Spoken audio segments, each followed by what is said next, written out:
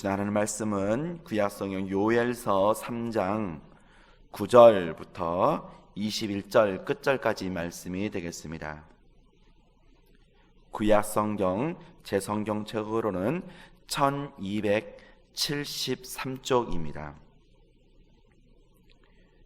요엘서 3장 9절부터 21절 끝절까지 말씀입니다.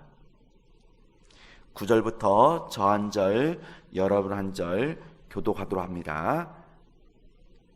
너희는 모든 민족에게 이렇게 널리 선포할지어다.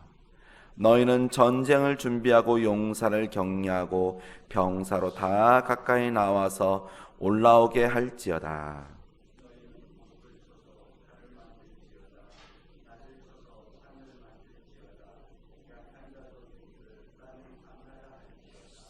사면의 민족들아, 너희는 속히 와서 모일지어다. 여호와여, 주의 용사들로 그리로 내려오게 하옵소서.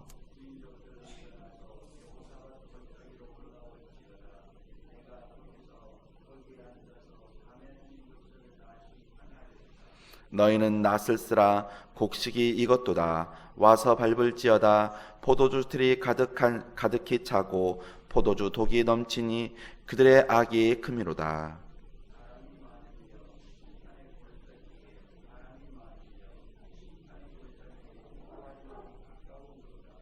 해와 달이 캄캄하며 별들이 그 빛을 거두도다.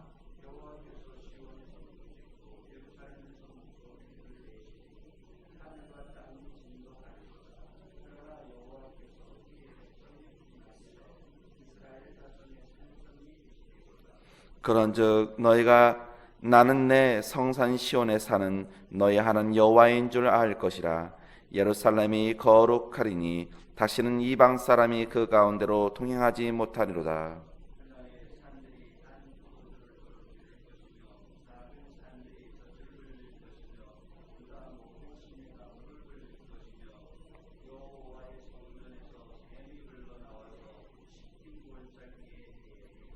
그러나 애굽은 황무지가 되겠고 에돔은 황무한 들이 되리니 이는 그들이 유다 자손에게 포악을 행하여 무지한 피를 그 땅에서 흘렸음이니라.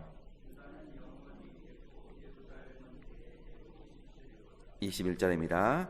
내가 전에는 그들의 피 흘림 당한 것을 갚아주지 아니하였거니와 이제는 갚아주리니 이는 여호와께서 시온에 거하심이니라. 아멘.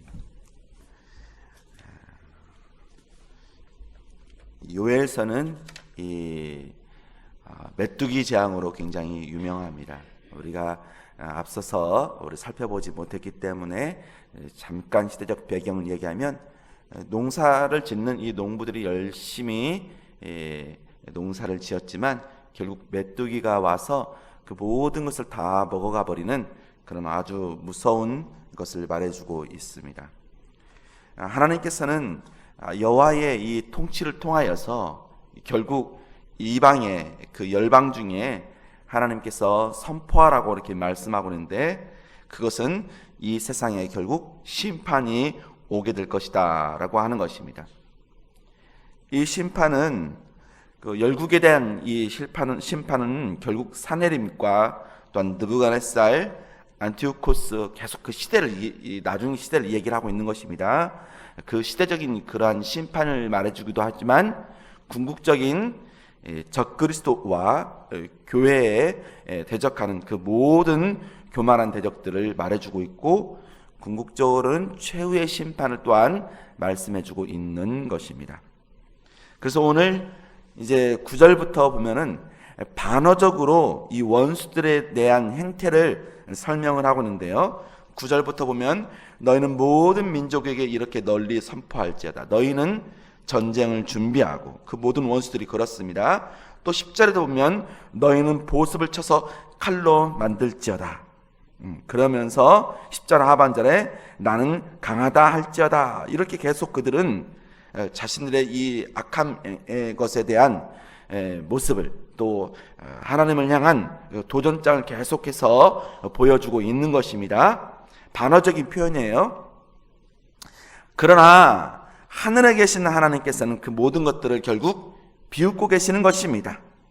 그들을 향해서 있었던 그 모든 것들을 조소하고 있는 것이죠. 아무리 그들이 그렇게 전쟁을 준비하고 보습을 쳐서 칼로 만들고 자신들이 아무리 강하다 할지라도 앞선에 말씀드렸던 것처럼 사네립이라든지 또는 느부갓네살 왕이라든지 또는 안티오쿠스 왕이라든지 또한 오늘날 시대 적그리스도의 세력들이 아무리 그렇게 강하고 전쟁을 많이 준비할지라도 결국 하나님은 그것을 우습게 보며 그들이 꾸미는 그 모든 일들은 헛되게 될 것입니다. 그게 이제 시편 기자가 이미 그것을 예언하고 있어요. 시편 2편 1절의 말씀에 보면 민족들이 헛된 일을 꾸미는가? 어찌하여 이 민족들이 헛된 일을 꾸미는가? 또 시편 2편 4절에 보면 하늘에 계신 이가 웃으시며 주께서 그들을 비웃으시리로다 라고 분명히 말씀하고 있는 것입니다. 결국 열방은 깨어나 죽은 자로부터 일어나야 될 것입니다. 여호사밧 골짜기로 올라가 결국 그들은 모든 심판을 당하게 될 것입니다. 그래서 12절에 보면 민족들은 일어나서 여호사밧 골짜기로 올라올지어다. 내가 거기에 앉아서 사면의 민족들을 다 심판하리로다 라고 말씀하고 있습니다. 이 여호사밧이라고 하는 단어는 결국 여호와의 심판이라고 하는 의미를 담고 있는 것입니다. 그러니까 여호사밧 그 골짜기에서 심판을 당하게 되는 것이지요. 하나님께서는 그의 정의의 선자들을 통해서 사자들을 통해서 그 명령들을 하달하고 있는데 13절에 보면 너희는 낫을 쓰라 곡식이 이것도다. 와서 밟을지어다 포도주 틀이 가득히 차고 포도주 독이 넘치니 그들의 악이 큼이라 라고 분명히 말씀합니다. 하나님의 심판이 결국 그들에게 있게 되는데 그들의 악이 크기 때문이라 라고 하는 것입니다. 그들의 이 열국의 이 멸망이 무르익고 있는 것입니다. 추수 때가 다가오고 있는 것입니다. 결국 하나님의 명령을 쫓아서 그들을 심판하게 될 것인데 그때 그 엄숙한 그 심판의 날, 그 여호와의 날에는 무수한 자가 나타나게 될 것입니다. 14절에 보면 사람이 많으며 심판의 골짜기에 사람이 많으며 라고 이렇게 표현하고 있지 않습니까? 그날 그 심판의 날은 그냥 아무렇게나 있는 그런 날이 아닙니다. 하나님께서 성경 말씀을 통해서 우리에게 약속해 주신 날이에요. 비록 우리에게는 그날이 언제 올지 우리는 고대하고 있을지 모르겠지만 결국 그날은 반드시 도래하게 될 것입니다. 하나님께는 천년이 하루 같다고 분명히 말씀하고 있습니다. 그 말씀은 결국 약속을 이루겠다는 말씀입니다. 언제나 그날에 대한 저와 여러분은 준비를 하고 있어야 되는 것입니다. 왜냐하면 그리스도께서는 반드시 산자와 죽은 자를 심판하러 오시기 때문인 것입니다. 그때에는 하나님의 백성을 대적하던 그러한 교만한 원수들은 분쇄될 것이며 산상조각이 나서 결국 타작마당에 티끌과 같이 아니 불에 타 영원토록 거하게 될 것입니다. 또한 자연계 또한도 놀라게 될 것입니다. 15절에 보면 해와 달이 캄캄하며 별들이 그 빛을 거두도다 라고 얘기를 하고 있습니다. 원래 해와 달 1월에 이러한 영광과 강택이 있죠. 하지만 대심판자이신 하나님께서 오실 때는 하나님의 그러한 빛들보다 훨씬 더 찬란한 그런 영광의 빛들을 갖고 있지 않습니까? 그 대심판자이신 하나님께서 올 때에는 저주받은 자들은 결국 그들은 흑암에 그런 완전한 흑암 속에 던져져서 결국 광명이 없을 것이 될 것입니다. 또한 천국에서 영화롭게 된 그런 성도들은 이러한 1월의 이러한 광명보다 더 빛나는 그런 영원한 빛이 있기 때문에 더 이상 1월에 이러한 해와 달과의 그런 별들의 빛이 필요 없게 될 것입니다. 또한 그날은 이 세상의 자녀들과 또한 하나님의 자녀에 대한 이 표현을 잘 보여주고 있는데요. 결국 악인들에게는 두려운 날이 될 것이겠지만 의인들에게는 기쁜 날이 될 것입니다. 하늘과 땅이 진동하며 타서 녹아버릴 때 여호와 하나님께서는 하나님의 백성들에게 유일한 피난처가 되시고 산성이 되어주십니다. 그래서 16절 말씀에 보면 끝에 부분으로 보면 그러나 여호와께서 그의 백성의 피난처 이스라엘 자손의 산성이 되시로다 라고 말씀합니다. 그때는 또한 예루살렘이 거룩하게 될 것입니다. 17절 중반절에 보면 너희 하나님 여호와인 줄 알 것이라 예루살렘이 거룩하리니 라고 말씀합니다. 성도들은 하나님의 이스라엘이고 하나님의 백성입니다. 그들은 하나님과 언약을 맺고 있고 교제를 맺고 있는 것입니다. 교회는 하나님의 예루살렘인 것입니다. 하나님은 자기 백성의 항구가 될 것입니다. 자기 백성들의 피난처와 본향이 될 것입니다. 성도들은 그 큰 날에 바라던 결국 항구에 도착하게 될 것입니다.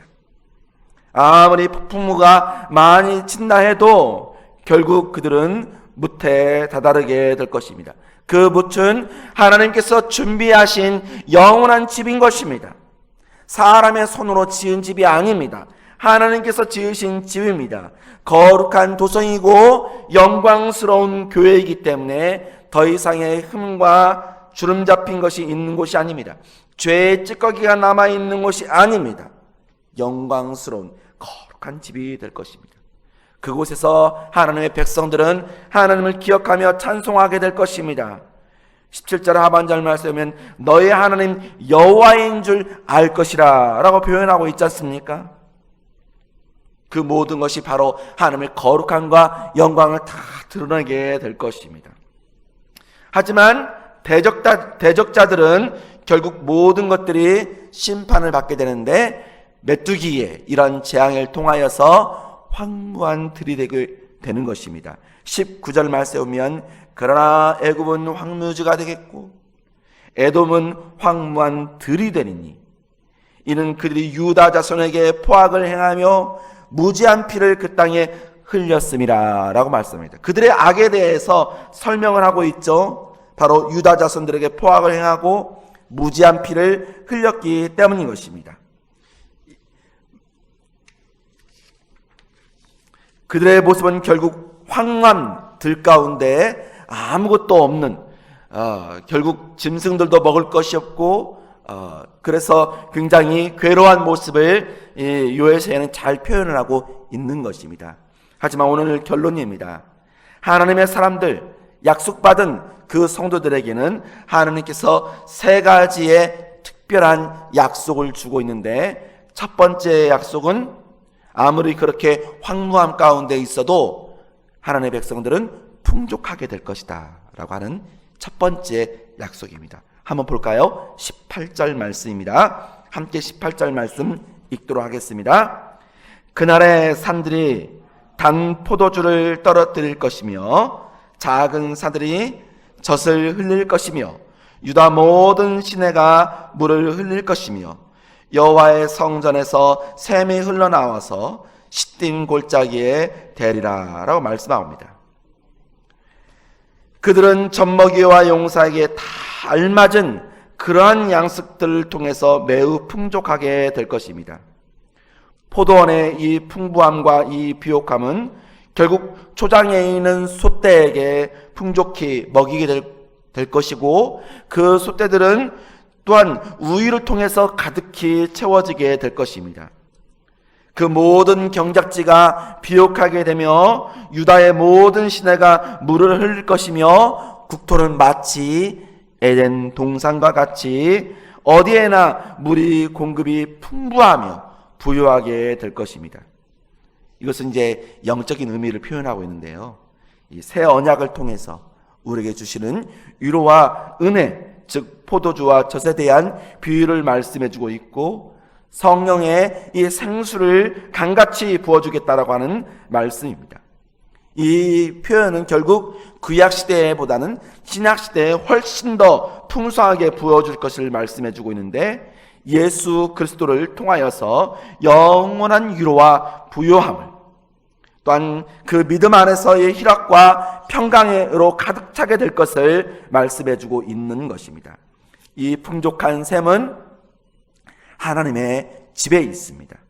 그 시내는 에스겔 성소의 물들처럼 그 집 문지방 밑에서 흘러나오며 생명의 강이 하나님과 어린 양의 보좌에서 흘러나오게 될 것입니다. 또한 이 샘은 그리스도 자신입니다. 예수 그리스도의 공로와 은혜를 통해서 우리를 깨끗이 씻어주시며 원기를 회복시켜 주시고 새 힘을 주시고 우리에게 결실을 많이 맺도록 해주실 것입니다. 시딤 골짜기가 나오는데 원래는 이게 불모지와 같은 곳이에요. 불모지와 같은 곳이라면 이방 나라 땅이 바로 그런 불모지와 같은 곳이죠. 하지만 그때에는 그런 이방 나라까지도 의의 열매를 맺어서 풍족하게 될 것을 말씀해주고 있는 것입니다. 그리스도께서 오시고 성령 강림을 통해서 그 모든 일들이 부어지게 되는 것이죠. 풍성합니다. 두 번째 성도들에게 주고 있는 특권은 무엇이냐면 영속성입니다. 20절을 볼까요? 함께 20절 말씀 읽도록 합니다. 유다는 영원히 있겠고 예루살렘은 대대로 있으리로다. 아멘. 애국과 에돔은 황무지입니다. 그들에게는 그것밖에 결과가 없는 것입니다. 하지만 예루살렘은, 하지만 하나님의 백성은 대대로 존속하게 될 것입니다. 그리스도의 교회는 이 세상에서 이 시간의 이 종말까지 존속하게 될 것입니다. 신앙을 고백하는 그리스도인의 한 세대가 사라지면 또 다른 세대가 나타날 것이며 그들에게서는 그리스도의 보좌는 영원히 머무를 것입니다. 음부의 권세가 결코 그들을 이기지 못하게 될 것입니다. 마지막 세 번째로 이러한 재앙 가운데도 주어지고 있는 성도들에게 주어지고 있는 특권은 바로 깨끗함, 순결함, 회복인 것입니다. 21절 말씀 마지막으로 함께 읽습니다. 내가 전에는 그들의 피 흘림 당한 것을 갚아주지 아니하였거니와 이제는 갚아주리니 이는 여호와께서 시온에 거하심이니라. 아멘. 그들은 그 죄로 인해 오욕과 죄악을 얻었으며 그 죄는 그들을 하나님과의 교제에서 부적합한 자로 만들었고 거룩함의 오명을 남기게 했으며 공의에 유해한 자로 만들었습니다. 하지만 하나님께서는 열린 샘을 통하여서 그 모든 죄를 다 씻어주실 것입니다. 그래서 스가랴 선지자는 13장 1절 말씀 속에 그날의 죄와 더러움을 씻는 샘이 다윗의 족속과 예루살렘 주민을 위하여 열리리라 라고 말씀하고 있는 것입니다. 그러니까 과거 시대에 그러한 의식법이나 제사나 또한 정결법을 통하여서는 그들이 결코 씻을 수 없었지만 이제는 예수 그리스도를 통하여서 그 모든 보혈을 통해서 정결케 됨을 말씀해주고 있는 것입니다. 결코 작은 죄도 남지 않게 될 것입니다. 여호와 하나님께서 결국 시온에 거하게 되고 교회와 함께 거하시게 될 것입니다. 이 때문에 그곳에 거하고 있는 자는 완전한 거룩함이 있게 될 것입니다. 사랑하는 성도 여러분, 14절 하반절에 이렇게 표현되어져 있습니다. 심판의 골짜기에 여호와의 날이 가까운이로다. 요엘서의 핵심 구절입니다. 여호와의 날입니다. The day of Lord. 그 날이 가까우고 있습니다. 결국 그러면 회개해야 됩니다. 회개를 해야지 하나님과의 관계가 회복되어지고 성령의 충만한 은혜가 저와 여러분 가운데 있게 되는 것입니다.